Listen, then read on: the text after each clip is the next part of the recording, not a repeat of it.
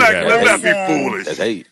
that's all I'm here for. Mark, he came in my comments talking a little slick, and I had to let him know Get him. it's not going to be that easy this month. I think y'all don't, you do us a disservice by not counting pot wives. I don't Baby, know. Mark said something in your comments. Who said? He Who Oh, did said? say, shit. and Wait. he said Everyone Potter mute of the up. Month award was the Mark Lamont Hill Award, and I had to let him Facts. know Facts. that it's never that, sweetheart, because That I was an feel accident. like That was no, the you're feeling yourself a little too much, and a woman had to come on here and let you know, not so fast, I not don't so want no smoke. fast. That's just autocorrect on Twitter. Like it automatically, whenever you type JBP, it just goes ML8. That's not me. That's the computer. You know what's funny, Mark? Yeah. I heard that the top searchers were Joe Budden, Joe, JBP, and Podwives. None of those were Mark Lamont Hill. Oh Not Dark shit. Lamont Hill, That's not fucking Oh, MLH, none of that. I'm just gonna throw that out there. Just a little, just to you know let oh, you what? give guys her the know. See, analytics. I don't like Go. debating Sade because she do research. Fuck that. Oh, brother. What's good, people? It's your boy, The Kitchen. Now, it looks like Joe Button's girl has had enough of Mark Lamont Hill gloating, being cocky, and overall talking his shit because he is won Podder of the Month for 3 months in a row.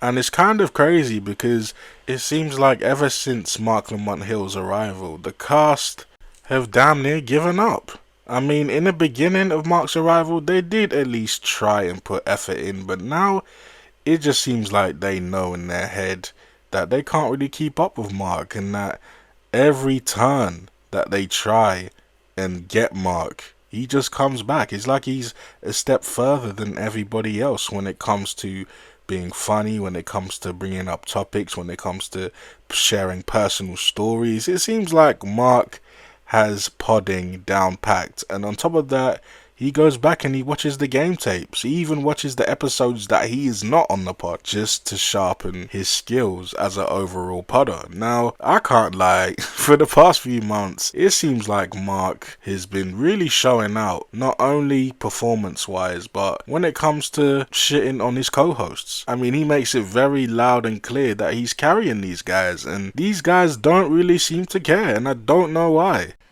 I mean, they did try at first. I mean, remember when Ish last month tried to pack up Mark Lamont Hill on Patreon, but it didn't really go his way? So they brought scientists in to say that black people were inferior, mentally inferior to white people, and they had scientists that proved it. Can I respond to that? Quote unquote proved it. Can I respond to that? The science that you're talking about, phrenology, which is the sort of early. Am I wrong? Did I say something wrong? No, you're saying a whole bunch of words to say ish. You're right. They did have scientists that came in and said a bunch of bullshit. Can I respond? Because you said to let you finish, and then you started rolling your eyes and turning red. Phrenology was not a science. That's what I'm saying. I'm not saying a bunch of words to say you're right. I'm saying a bunch of words to saying you're misrepresenting the history of this. I actually know a lot about this. Can I finish? No, because they had biologists. It's not just one science. And this is when you start. You're wrong. You're wrong. You're absolutely wrong about this. Hey, Mark. Can I finish? We can have this conversation. No, hold on. We can have this conversation. You say you don't like to get cut off. I don't want to do it on the camera. That's fine, but you said your whole thing, and then I said 3 words. You come in and say I'm saying too many words. Do you mind if I respond to what you said? May I, if it's okay with you? Okay, so phrenology was not a science. It was a pseudoscience. It was skull measuring. It was. Phrenology was not a science, and phrenology wasn't based on empirical data. It was based on skull measuring. What Ish is right about is that they were talking about brain sizes, but the theory that the brain size was connected to intelligence was not empirically proven. It is nowhere near what happens when you talk about the sphere of the earth, the shape of the earth. The science that black people were not intelligent based on their brain size was never proven, and the scientists who came in have been discredited, not their method, but them as scientists as such. In other words, they never did a scientific method. And the biologists that he's talking about were absolutely not involved with phrenology. That's he's talking about the Galton studies. There's about 4 or 5 other studies. I actually just finished a book on this, writing one. And there absolutely was not about skull measuring. And if you want, I can show you the data right now. Would you like to see the studies? I happen to have them right here in my pocket. You want to see them? Because I can show you. I can empirically disprove it right now in my pocket. I can show you. I haven't listened. As you can see, he got Ish out of here fairly quickly, and Imani even tried to get Mark out of here last week, and it didn't go his way either. But they're saying that you were animated for Vanessa Bryant. Don't let that go by. Oh, meaning what? You were impassioned. You were just very passionate about getting that point across. Yeah. Why were you here so early? Is the air conditioning? Today's Wait, what you said? Because it's air conditioning. Yo, see, you think you fucking funny?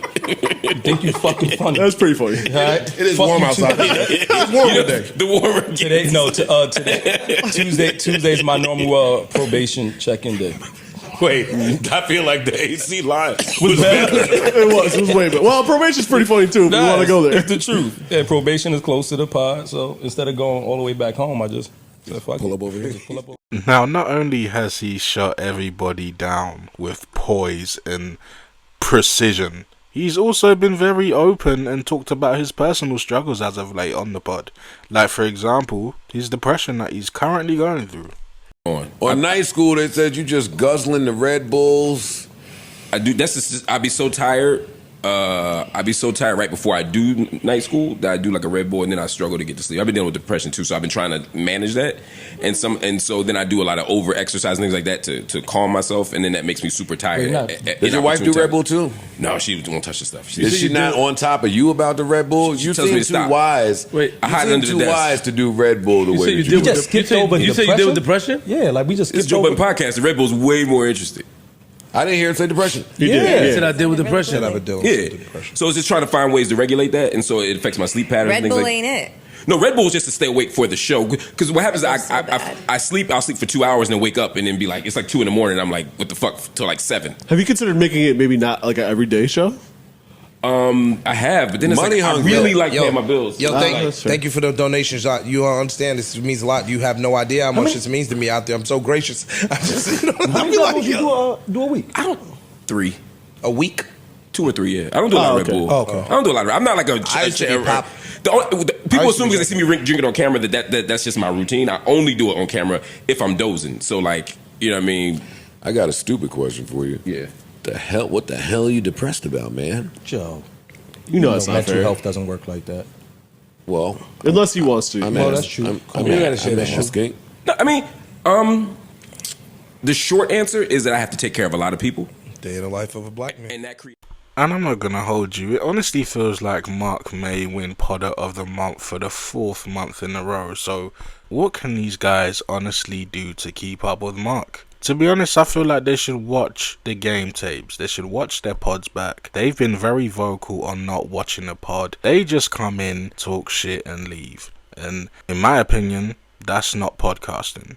If you want to get better as a podder, well, I mean, do they want to get better as a pod? That's another question in itself. But if you want to appear like a great podder, you're going to have to go back and watch your game tapes. See what you're doing right, see what you're doing wrong. At the end of the day, it really is just trial and error. But how do you guys feel about this? Do you guys feel that these guys can get better?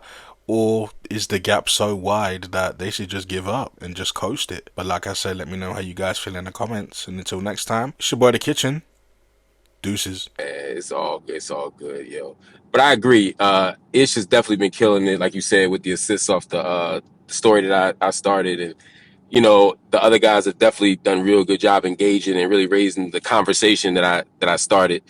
Stop it. And respond. No, I'm serious. It's really a good job. I think we should give that a lot of consideration.